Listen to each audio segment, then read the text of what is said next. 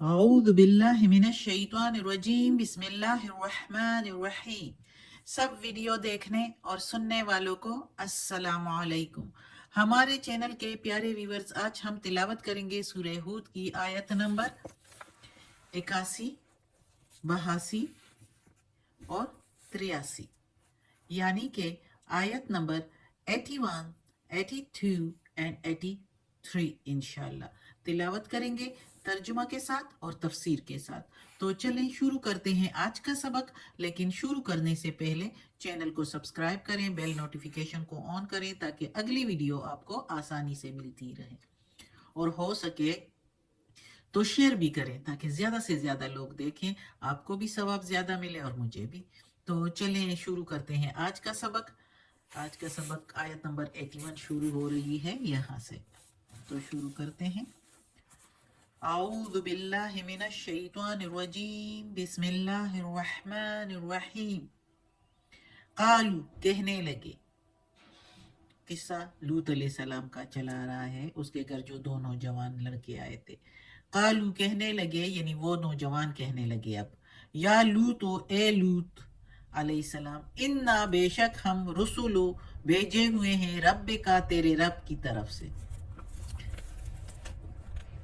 لن یسویلو الیک، ہرگز نہیں پہنچائیں گے طرف تیرے، فاسری پس لے نکل، بے اہل کا ساتھ اپنے اہل کو، اپنے بے کے میننگ ساتھ اہل کے میننگ اہل خانہ جو اپنے گھر والے ہوتے ہیں، کو کے میننگ تیرے، فاسری لے نکل، بقطع من اللیل، اور سات ٹکڑے کے میں سے رات کے، یعنی رات کے کسی ٹکڑے میں، یعنی رات کے کسی پہر میں، ولا اور نہیں، یلتفت وہ مڑ کر دیکھے، منکم تم میں سے، احد کوئی بھی، الا امراتک سوائے تیری عورت کے، امرات عورت کو تیری، یعنی تیری بیوی، تیری زوج، انہو بے شک وہ، مصیبہا پہنچنا ہے اس کو، ما اصابہم جو پہنچنا ہے ان کو، یعنی پہنچنا ہے اس کو، یعنی تیری زوج کو جو پہنچنا ہے بستی والوں کو، انا بے شک موعدہم الصبح، بے شک وعدہ ہے ان کا صبح کو، الیسا کیا نہیں ہے، الیسا الصبح بقریب کیا نہیں ہے صبح قریب، ساتھ قریب، بے کے میننگ ساتھ، قریب کے میننگ قریب۔ ادھر ہم نے لن یسولو کی میننگ نہیں بتائی، تو لن کے میننگ ہرگز نہیں، یسولو پہنچ سکے گا۔ اب اس آیت میں اللہ تعالیٰ کہتا ہے، پچھلی آیت کے ساتھ جڑا ہوا ہے، پچھلی آیت میں چونکہ جو دو نوجوان آئے تھے لوط علیہ السلام کے گھر، تو اس کی عورت نے بستی والوں کو اطلاع دے دی کہ لوط کے پاس تو بڑے خوبصورت نوجوان آئے ہیں، لوط علیہ السلام کی بیوی نے۔ تو وہ سارے دوڑے چلے آئے اور لوط علیہ السلام نے سر پکڑ لیا کہ یہ اب کیا ہوگا، اور وہ بہت پریشان ہوئے، اتنے پریشان ہوئے کہ ان کے منہ سے الفاظ بھی ایسے نکلے کہ وہ ایک پیغمبر تھے، جیسے کہ ان کے منہ سے یہ الفاظ نکلے کہ میرے پاس، کاش میرے پاس کوئی قوت ہوتی جو میں تم لوگوں کو دور کر دیتا، تم لوگوں کو مقابلہ کر لیتا، اور یا میں کسی کی مضبوط پناہ میں جا بیٹھتا، حالانکہ مضبوط پناہ میں وہ تھا، اللہ تعالیٰ کی پناہ سب سے مضبوط ہے، اس سے اور زیادہ پناہ کوئی نہیں، اور یہ دو نوجوان جو تھے یہ اللہ کے بھیجے ہوئے فرشتے تھے۔ ادھر ہم یہ پڑھ رہے ہیں کہ ان دو نوجوانوں نے لوط علیہ السلام سے کہا کہ ہم اللہ کے بھیجے ہوئے فرشتے ہیں، اللہ کے بھیجے ہوئے ہیں، تیرے رب کے بھیجے ہوئے ہیں، تو اس کا مطلب ہے کہ جب رب کی طرف سے آئے ہوئے ہیں تو فرشتے ہیں اللہ کے، اور وہ لوط علیہ السلام سے کہہ رہے ہیں کہ فکر نہ کرو، یعنی لوط علیہ السلام کی پریشانی جو ہے وہ حد سے بڑھ گئی، اور وہ بہت پریشان ہوئے اور اس طرح کے الفاظ ادا کیے، تو آخر فرشتوں نے ان کو کہہ دیا کہ یہ مہمان جو تھے، مہمانوں نے کہا، یعنی وہ فرشتوں نے کہا کہ اے لوط، آپ کس قسم کا فکر نہ کریں، بالکل پریشان نہ ہوں، ہم اللہ کے بھیجے ہوئے فرشتے ہیں جو ان کو تباہ اور ہلاک کرنے کے لیے آئے ہیں۔ یہ برے لوگ، یہ خبیث لوگ ہمارا تو دور کی بات ہے، آپ کا بھی کچھ نہیں بگاڑ سکتے۔ اکثر زیادہ تر تفاسیر میں ہے کہ یہ لوگ اتنے دوڑے چلے آئے اور اس طرح اندھا دھند لگے ہوئے تھے لوط علیہ السلام سے کہ گھر میں اندر گھس رہے تھے، اور لوط علیہ السلام نے دروازہ بند کیا تھا تو دروازے کو توڑنے کی کوشش اور دیوار کو ٹاپ کرنے کی کوشش کر رہے تھے اور اندر گھسنے کی کوشش کر رہے تھے۔ تب کہتے ہیں کہ جبرائیل علیہ السلام نے اللہ کی اجازت سے لوط علیہ السلام کو علیحدہ بٹھا دیا اور ایک ذرا سا بازو ان کی شرارتی لوگوں کی طرف ہلایا تو سب کے سب اندھے ہو گئے اور کہنے لگے بھاگو بھاگو، لوط علیہ السلام کے مہمان تو جادوگر ہے۔ تو اس طرح یہ لوگ ادھر سے بھاگ گئے، اور یہی فرشتوں نے جو ہے لوط علیہ السلام کی پریشانی کو کم کر دیا اور ان کو کہہ دیا، اور نہ لوط علیہ السلام کو تو معلوم نہیں تھا کہ یہ فرشتے ہیں، یہ تو دونوں جوان ہیں اور وہ پریشان ہو گئے تھے۔ تو اس طرح یہ قصہ چلا رہا ہے۔ اب آگے دیکھتے ہیں آگے کیا ہوتا ہے۔ فلما، پھر جب، جاء، آیا، امرنا، حکم ہمارا، امر حکم نہ ہمارا، جعلنا، کر ڈالا ہم نے، جعل ڈالنا اور نہ کی میننگ ہم نے، کر ڈالا ہم نے، عالیہا بلند اس کو، یعنی اس بستی کو بلند یا اوپر، اوپر کیا اس بستی کو، سافلہا نیچے کر دیا اس کو، وامطرنا اور برسایا ہم نے، علیہا اوپر اس کے، علیہ کے میننگ اوپر، ہا کے میننگ اس کے، حجارتن پتھر، حجارتم من سجیل منضود پتھر میں سے کنکر کے، تہ بتہ ایک دوسرے کے اوپر۔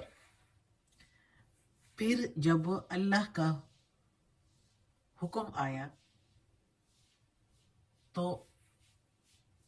نوح علیہ السلام جب اللہ کا حکم آیا تو اللہ کے حکم سے وہ بستی جو ہے اوپر نیچے، یعنی زلزلہ، سخت زلزلہ آیا، اوپر نیچے ہوئی، اور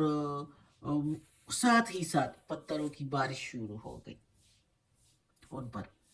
اور وہ کنکر کے پتھر تھے، پتھروں کی بارش جو کنکر کے تھے، اور مندود تہ بتہ تھے، یعنی ایک دوسرے کے اوپر، ایک دوسرے کے لگاتار جو ہے ایک دوسرے کے آگے پیچھے جو ہے وہ برس رہے تھے وہ پتھر، اور لوگوں پر برس کر تو لوگ ہلاک ہو رہے تھے۔ اچھا، ادھر ہم نے یہ اس کا ترجمہ تفسیر نہیں بتائی کہ سارے لوگ، یعنی جو اللہ تعالیٰ کا حکم تھا، فرشتوں نے کہا کہ رات کے کسی پہر، یعنی پچھلے پہر رات کے نکل جاؤ اور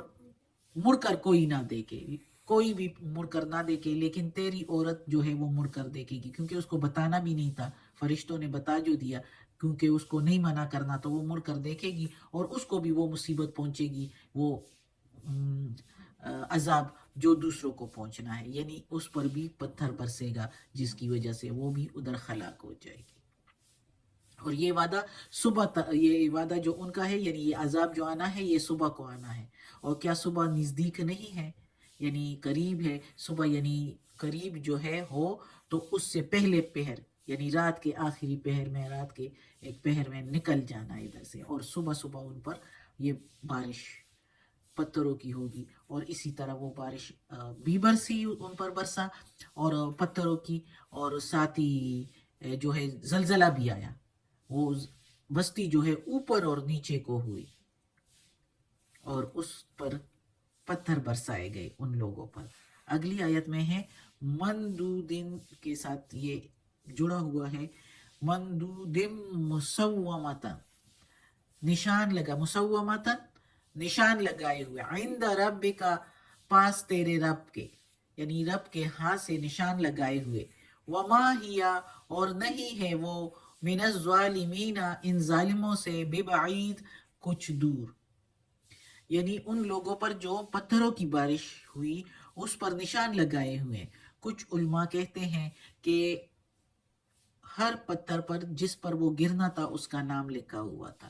اور وہ اس پر گرتا اور وہ بندہ ہلاک ہو جاتا، واللہ عالم، اللہ خوب جانتا ہے، لیکن جو روایات موجود ہے اور جو علماء نے بتایا ہے تو جو معلوم تھا وہ بتا دیا، تو اور اپنے اللہ کی طرف سے تھا یہ سارا کچھ۔ اور اللہ تعالیٰ پھر کہتا ہے کہ وہ بستی جو ہے وہ ان ظالموں سے کوئی دور نہیں، یعنی یہ بستی جو ہے شام اور مدینہ کے راستے کے درمیان میں ہے، اور آتے جاتے یہ لوگ اس کو دیکھ بھی لیتے ہیں، ان سے کچھ دور نہیں ہے، یعنی مکہ والوں سے اور ارد گرد کے جو بھی علاقوں میں مشرکین تھے، یہودی عیسائی جو بھی تھے، وہ سارے اس کو دیکھ رہے ہیں، اس بستی کو، تو یہ ان سے کوئی دور نہیں ہے، اور یہ عبرت کا ایک مقام ہے ان کے لیے کہ اس بستی کو دیکھ کے اور عبرت لے لیں اور ایمان قبول کر لیں، اور اس کا قصہ پورا یہ قرآن میں اللہ تعالیٰ نے بتا دیا،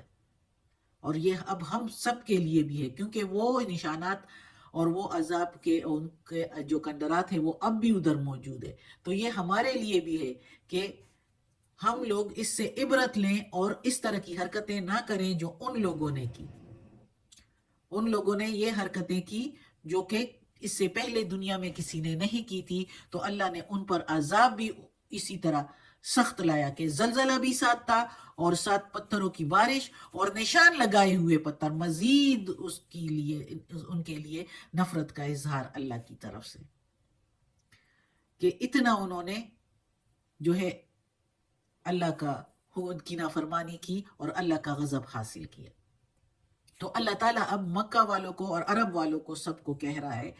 اس وقت، کیونکہ یہ عرب کی زبان میں تھا، اب تو پوری دنیا کے لیے ہے، قرآن میں ٹرانسلیشن ہر زبان میں اب ٹرانسلیشن موجود ہے، ترجمہ موجود ہے، لوگ پڑھ سکتے ہیں، تو پوری دنیا کے لیے ہے کہ عبرت حاصل کر لو ان لوگوں سے جنہوں نے اللہ کی نافرمانی کی، تو ان پر کیسے سخت عذاب آیا رسوائی کا، دنیا میں بھی اور آخرت میں بھی۔ تو اللہ تعالیٰ کہتا ہے کہ یہ راستے ان لوگوں سے دور نہیں ہیں۔ جس وقت محمد صلی اللہ علیہ وآلہ وسلم عرب کے لوگوں میں موجود تھے، تو عرب والوں کو اس وقت کہا جا رہا ہے کہ یہ تم لوگوں سے کوئی دور نہیں ہے، نزدیک ہی ہے، دیکھ لو ان کا کیا حال ہوا، اگر تم اسی طرح اڑے رہو گے اپنی ضد پر، تو تم لوگ بھی اسی طرح خراب ہو جاؤ گے۔ اللہ کوئی جو ہے کہ اللہ کے لیے کوئی مشکل نہیں ہے، اور نہ ہی ان لوگوں نے اللہ کو تھکا سکے اور نہ ہی تم تھکا سکتے ہو اللہ کو، اللہ سب کچھ کر سکتا ہے بے شک۔ صدق اللہ العظیم۔ آج کا سبق ختم ہوتا ہے، اللہ ہمیں توفیق دے اس قرآن مجید کا ترجمہ مکمل کرنے کی اور اس پر عمل کرنے کی توفیق دے، یا اللہ یا پروردگار یا رب العالمین یا مالک یوم الدین، یا اللہ یہ تیرے کلام قرآن مجید کی تلاوت کی، یہ ترجمہ اور تفسیر کے ساتھ، یا اللہ اس میں کوئی غلطی ہوئی ہو تو معاف کر دینا، اس کے زیر زبر پیش میں، تلفظ میں، یا اللہ ہماری زبان نہیں ہے اس لیے ہم سے غلطی ہو جاتی ہے، یا پروردگار تو غفور الرحیم ہے، ہمیں آسانی کر دے اور ہمیں معاف کر دیجئے، اور یا اللہ ہمیں عافیت والے معاملات دیں، ہماری بیماریاں اور تکالیف، پریشانیاں اور برائیاں ہم سے دور کر دیں، یا اللہ یا پروردگار یا رب العالمین یا مالک یوم الدین، ہمیں اپنے نیک و صالح لوگوں میں شامل کر دے، آمین۔